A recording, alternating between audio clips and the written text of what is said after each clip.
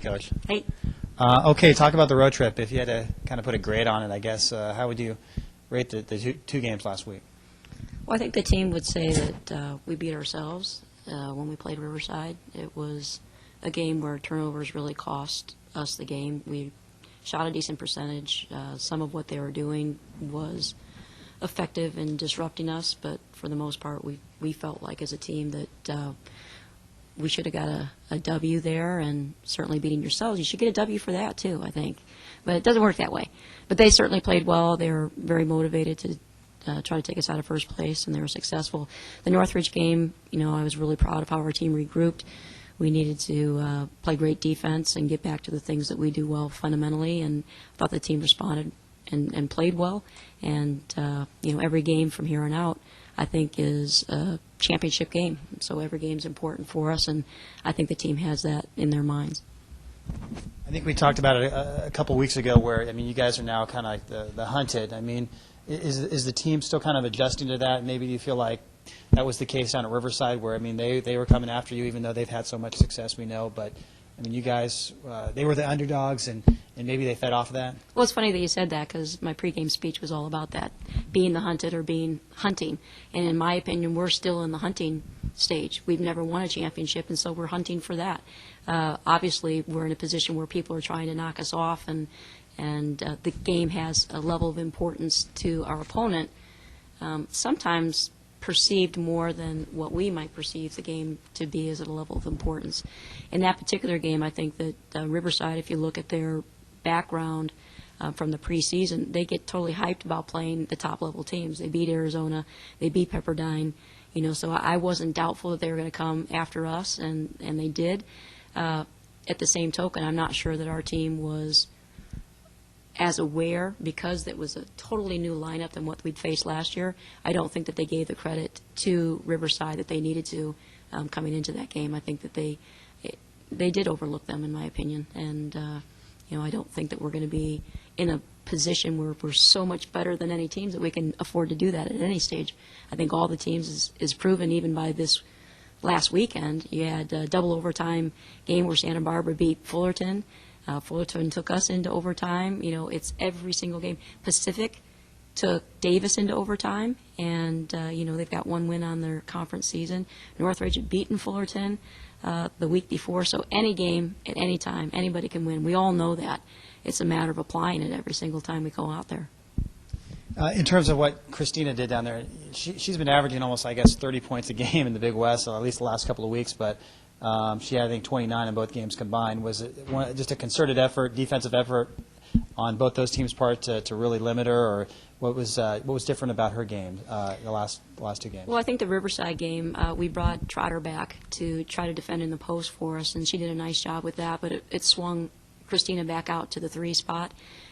There's places where she can afford to be a little bit more aggressive. I think that they didn't give her many looks, and so when she did work inside, they had some good shot blocking ability. They brought the double teams, and they were very effective in trying to limit her. In the Northridge game, there were just other people that stepped up, and she's trying to do what she can. She understands that she's going to be double and triple team, and she is almost on every catch. That's specifically why we try to move her out to the perimeter, because it's more difficult to double team a perimeter player than it is a post player. So she's been doing a lot more stuff off of screens. She's been more effective in setting screens for other people, and they've been open. So I wouldn't say that it's necessarily a negative thing for her. She's trying to help her team win, and by whatever means that is, whether she's the screen setter or she's just making hard cuts, drawing double teams, and then kicking out other people who have to knock down shots. She's totally unselfish in that regard. But, she's still leading the league in scoring and rebounding, and I couldn't be more excited about the fact that she's leading the league in rebounding, because that's an area that I really challenged her to help us with, and she's really taken it to heart. And as you saw, she had 15-15, I think, against Riverside. Well, I'm not going to be mad at that. I'd love for it to be a win, but, she's doing everything she can to help us. And Thursday, Santa Barbara, the Gauchos, they're the standard barrier in the conference this season, not in first place, very uncharacteristic of them. But talk about the game Thursday, what it means, the significance, and all the implications that that go into a game with the Gauchos? Well, as I said, every single game is important to us, and we're going to try to treat each game with a championship mentality. Obviously, Santa Barbara has its special effect on any team that plays. As long as there's a Cal Poly and as long as there's a Santa Barbara, there's always going to be a rivalry there, and it's always a great competitive match. So I know we're going to bring our A game. I know they're going to bring their A game, and hopefully our A game is a little bit better than their A game.